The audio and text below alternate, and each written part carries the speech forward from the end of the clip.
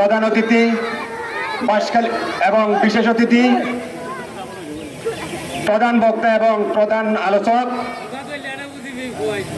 মাননীয় প্রধান অতিথি বাঁশখালী থেকে বারবার নির্বাচিত সফল সাংসদ আলহাজ জাফর ইসলাম চৌধুরীর সুযোগ্য সন্তান জনাব জহির ইসলাম চৌধুরী আলমগীর ভাই, এবং উপস্থিত আছেন বাঁশখালী উপজেলা যুব দলের সম্মানিত আহ্বায়ক আবু আহমদ ভাই, এবং আরো উপস্থিত আছেন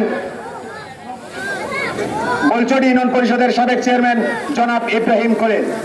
আজকের ইফতার মাহফিল আমার চাম্বল ইউনিয়নবাসী এবং চাম্বল ইউনিয়ন বিএনপি অঙ্গ ও সহযোগী সংগঠন, আমার প্রাণপ্রিয় যুবদলের কর্মী এবং নেতাবৃন্দ সবাই অংশগ্রহণ করে অনুষ্ঠান সাফল্যমণ্ডিত করার জন্য আমি আমার অন্তরের অন্তঃস্থল থেকে ধন্যবাদ ও কৃতজ্ঞতা প্রকাশ করছি।